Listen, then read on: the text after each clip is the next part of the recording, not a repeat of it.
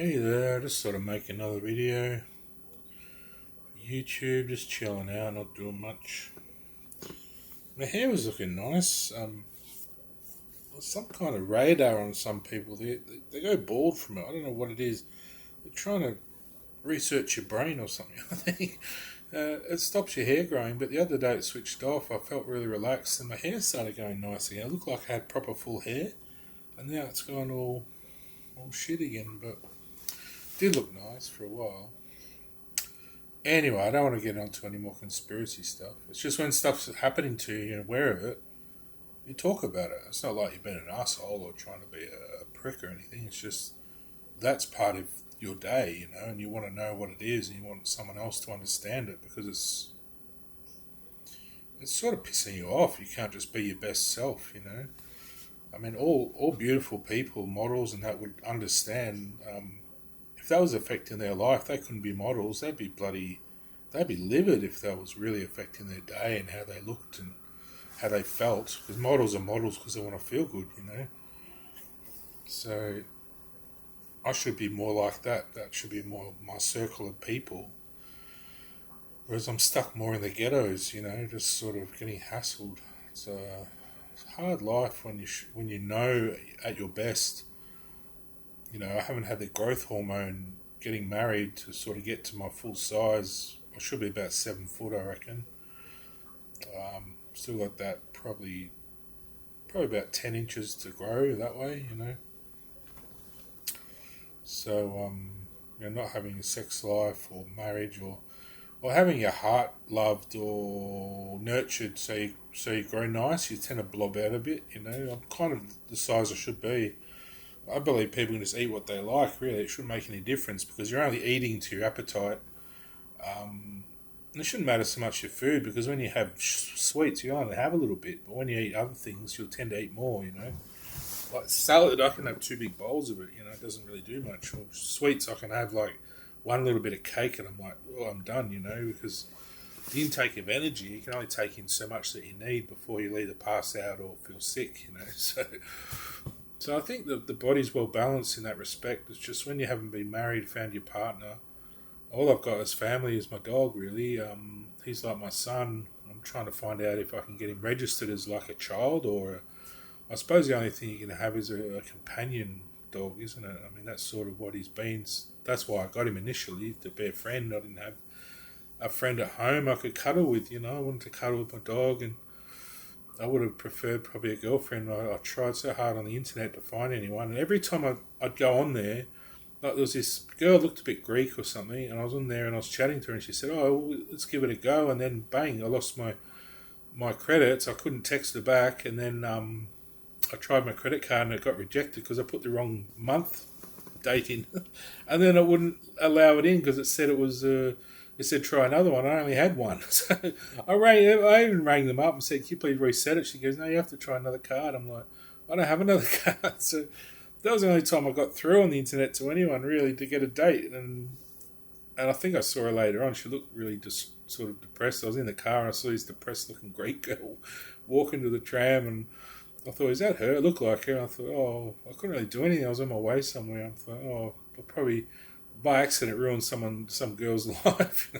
Well, she's probably right now, probably out, happy by now. But yeah, I just hate when those things happen with technology. It never seems to serve me well. I don't know why. I think I was probably the inception of it, and it's been stolen or something. And that's the only theory I can come up with why I have such a hard time with it is because I think I was supposed to develop it further and I wasn't included in the mix, and I don't know why maybe they didn't know or I swear there was a lot of people around me like that when I grew up about into coding and developing, and it's like I wasn't interested because I'd sort of already done it somewhere in my past. But anyway, that's another conspiracy, and like I said, it's part of my day, but I don't like to rock the boat. But you can't help it; it gets on your mind. You want to talk about things, so. But yeah. Anyway, so that's basically my life. This is where I've got to. I can't afford to support a wife or girlfriend. She'd have to support herself until we meet. And then after that we could probably together support children. But as I am without working on a pension, I can't seem to support meeting a girlfriend and getting married. And my family, I'd hope my family would help me, but they're not interested in me getting married. I think my sister getting married is all they wanted, just a couple of kids. They don't care about me, so I have to do it on my own, without their support. I'm sure if I had a family and kids and everything, they'd probably come in and say, "Oh, that's great, Evan," but they don't want to make any effort for me to help. Like, as a circle of family, don't want to come around me. They want to ignore me and probably move on because of all the shit we've been through, with all the mental health stuff we went through early on. But to me, that's all normal life, and I just don't know why people feel that way just because they've been through a bit of hardship. Is That's what's supposed to bond you stronger together. And I've tended to bond more with animals and things because they've been faithful to me. So they go through hardship, I go through hardship.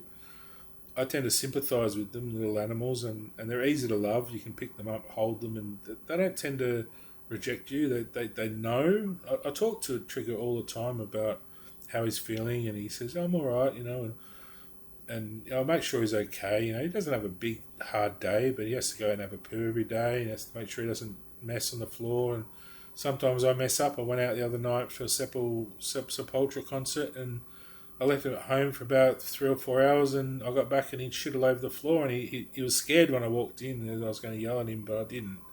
I said, "It's all right, Trig." I put him to bed, and I cleaned the mess up, and that was that. I just sprayed some stuff to stop him trying to do it again, some stuff to make him feel bad, like a bad scent on it, so he wouldn't try and do that again. But it's not his fault; he was stuck inside.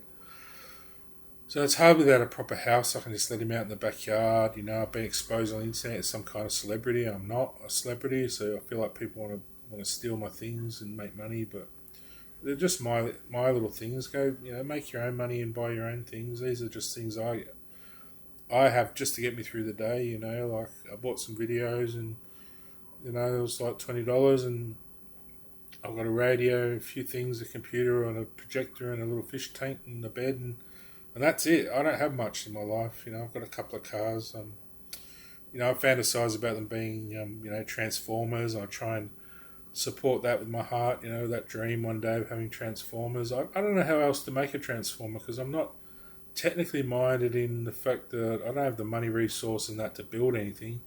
But then, how would you design the soul of a transformer? I think it has to come from you first, like a child.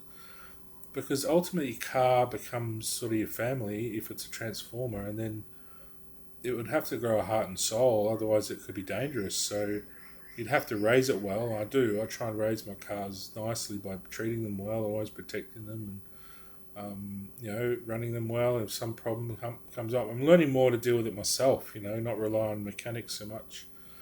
I don't know if it's a good or bad thing, but it saves money, and I have worked out how to fix my turbo in my car, which I'm proud of, and the mechanics said to replace it. There's nothing wrong with it. Why would a turbo need replacing? It was just a little, like a little vent, exhaust fume vent system to get a bit more power in the car. I mean, what's to go wrong on one? I understand sensors blow when the thing malfunctions, but I think someone set it up to break, so they'll have to keep replacing it and then get rid of my car, because they didn't want me having it. But I love that car so much. I love to drive it. The truck's alright. I like camping in it. But that as an everyday car, getting around is so much more pleasurable to drive. The speakers work, the stereo's good. I feel safer in it than the truck. The truck feels like it might spin out or something. That car's nice on the ground. It's nice and heavy. The steering wheel's nice. The truck's got a smaller steering wheel made of wood that was to put in there because I couldn't fit my legs under. So, he put it in there, the previous owner, but I do have the original steering wheel. But I couldn't fit my legs in with the other steering wheel. It's too big, the Holden one. So yeah, I had to keep that wooden one on. It's kind of nice. It looks more like I want to get a little transformer sticker and put in the middle. Like it's one with the metal arms and it's got the hole in the middle. I want to put a transformer thing in there. And when I first got that car, I felt like I was driving a truck. Straight away, I thought Optimus Prime. It's the little maggot of Optimus Prime.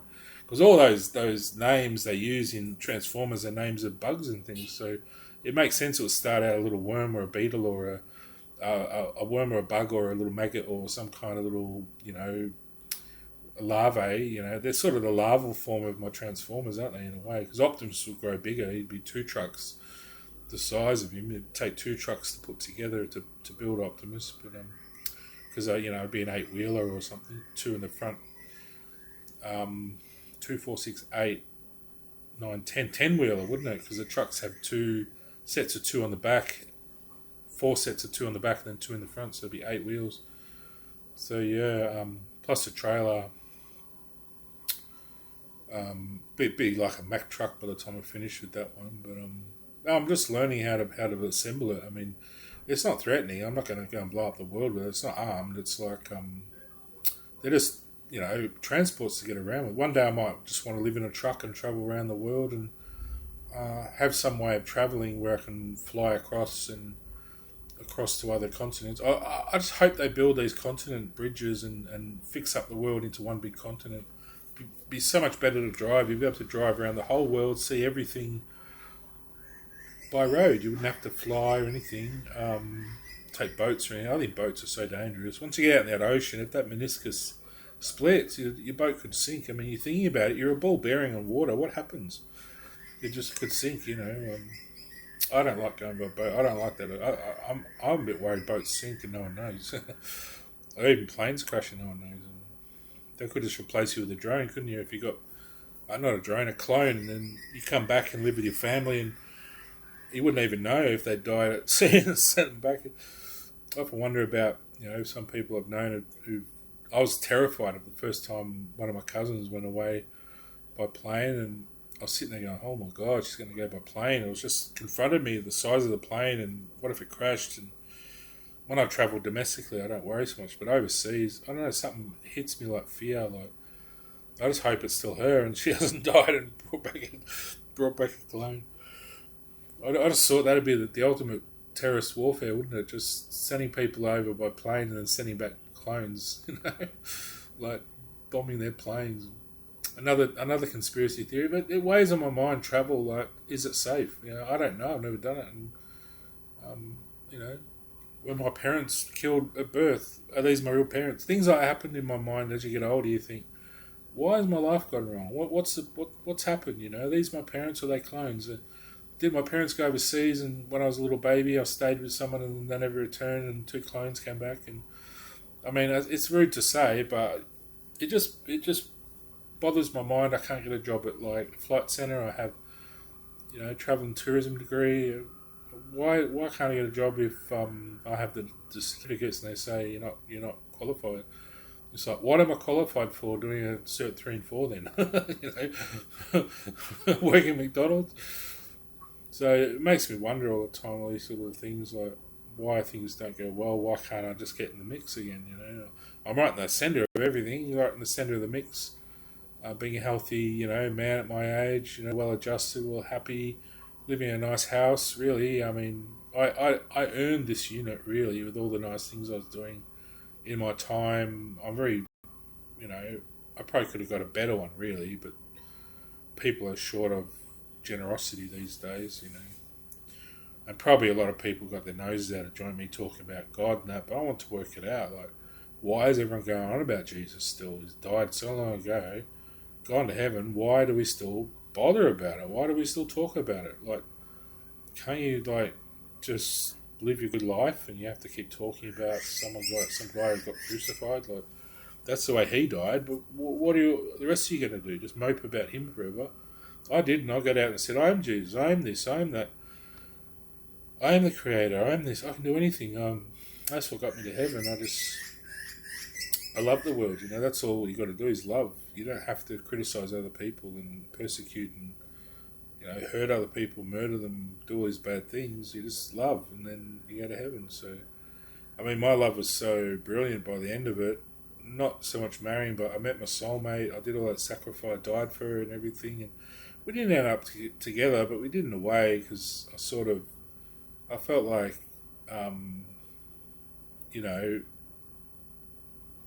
we weren't like family in the end, but we sort of were to begin with, or maybe she's some relative. I just felt like I didn't have to really. At some point I thought, oh, that's alright, she doesn't really like me. I don't have to push the envelope. I can just find someone else. It doesn't matter. So I wandered off. I think that's what girls wanted, that choice. They didn't want to just wind up with their true love and that's it. They wanted to think, I have more options in life. And I started to realise she was one in a million. I could have a million different girlfriends or whoever. And when you meet the right one, you're like, you're the one in the million, baby. You know, it's sort of more like you're not the only one. You're the one in a million. It gives them more of a freedom feeling. So when I do meet that one in a million, it'll be nice. It'll be like, oh, satisfying. You know, just sitting together, knowing there are still options, but you can just remain together if you really want to, and that's more of a that sacrifice is more of a beautiful thing, really. If you decide to stay together, yeah. I just want to get off my chest. People are probably wondering what I'm going on about. It's just living my dream. Once you go to heaven, you have to remain true to your dreams. It's like no matter what happens, it's like when they talk about all that God Jesus stuff. If you're persecuted, you still have to, believe in yourself, believe in your dreams, no matter what happens. A part of it's part of the story, I suppose. Fighting the good fight or whatever. But yeah, it's like heaven is surrounded by so much love in the world. It's platonic though a bit with me, like with the animal kingdom. You're not really romantically in love. You're more just family hanging out together, and those in heaven too. You don't really know in person. You're more you can like once you're in heaven and you have the superpower, you can fly there and back again. But there's sort of no closure. You almost like can't have a wedding yet because everyone else isn't on board until they believe in you. The people in your life, your family, and all the others who are involved in that story, you can't really live it out yet. You got to just keep checking up. Sort of, I go to for her benefit because she misses me. I go up to heaven and back again, and I don't look like this. I look perfect by the time I get there. The journey, what makes me perfect, and getting back here, I go back like this again. And it feels instant, but the memories last. I have when I get back, I have about 3 months of memories of being together. But here it feels like just a few seconds have passed. That's what heaven's like. It's a different time frame. So I'm probably due to go see her soon. Really, probably maybe tomorrow or something. But that's just what heaven's like. You got to stick true to your beliefs, no matter what people say. If we didn't have heaven, we'd have none of this Disney, none of this film industry, none of the beliefs in the world. And people say that's a good thing. We just like our motorbikes, but what if one day you're sick of motorbikes? There's nothing else. You got to think about diversity and other people's needs and other people's dreams and wants and hopes and not just think selfishly all the time. Oh, this is all there is. This is I just like trucks, so that's it. That's all we're doing, everyone. Just trucks because I like them. It's like let everyone just dream about and love what they like. I don't do everything I love on TV. I don't do all the violent stuff. All my stuff I do my way. My Transformers are just friendly little beings. Just like your car. I mean, why are you afraid of your car? Are you afraid of your car? No, it's the same thing. It's a car, it turns into a robot. It's just a different form. It transforms. It doesn't change. It just transforms into a thing that walks along with you. So if you say you're, I don't know, maybe at the country footy, you drive down, park, and then he transforms and sits next to you on the road. And you watch the footy together, and you're like, got a friend there, that you get to spend all your day with if you love driving. I love driving, and to be able to put my hands off the wheel and he still drives for me, and I can just sit talking to him. I hope that happens. I feel like I've finished Prowl. He's all done because he doesn't have to be any bigger. Wherever Bumblebee got to, he's a bit of a mystery Bumblebee because I had to give him away. I didn't want to. I wanted to keep him, but no one would let me keep him or give me money to fix him up or anything. He needed to transform to the next phase into more of a Camaro or a Firebird or something, and I couldn't get the money to do anything. He needed a whole new engine.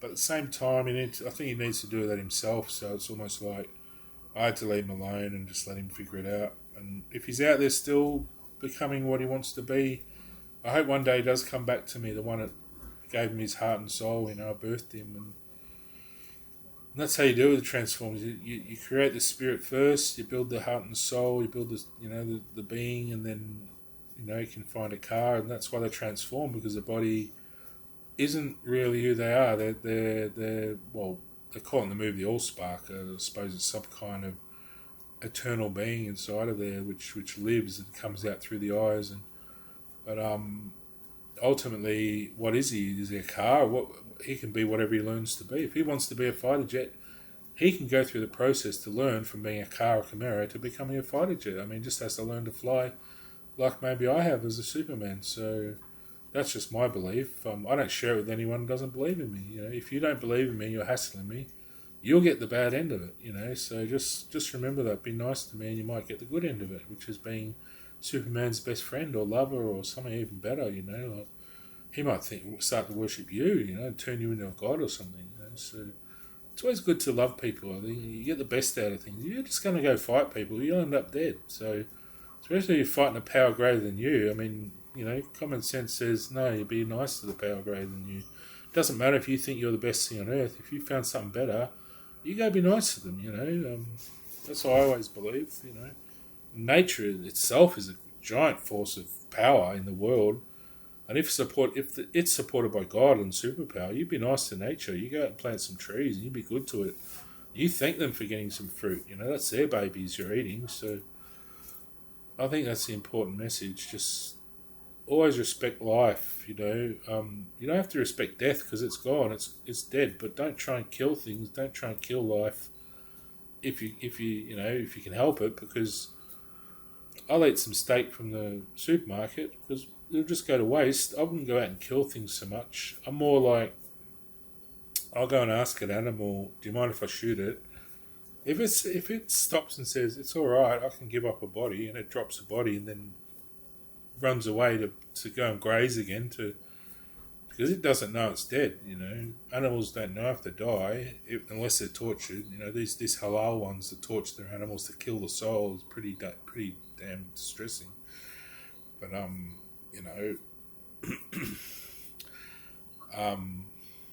I think they do it to become fearsome warriors, so they're not afraid to kill people. That's what I think. But I don't know. It's just what I assume. If I'm wrong, I'm sorry. But I think a humane death is always good, and if you're just killing the body off, and the animal can run away and graze and build up that body again, then you see it again, and you can be friends with it, then there's no harm done, is there? You're just taking a bit of meat. So if you enjoy the meat, the animal sees you enjoying the food, it'll feel good about what it's doing as a job. It's like its job's to graze and provide some nourishment. Well, that's a good thing to do.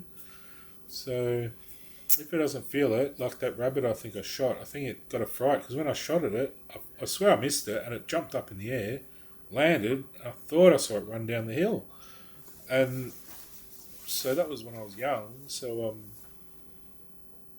that natural world's a fearsome spirit of power, in a way. And if you're part of that, you're probably more protected. Like I became sort of part of it too. The heaven comes from there as well. You want all that in heaven, animals and plants. And a lot of people went to heaven. There's plenty of people. I just haven't married anyone. But yeah. Anyway, I'll get back to what I'm doing, whatever it is.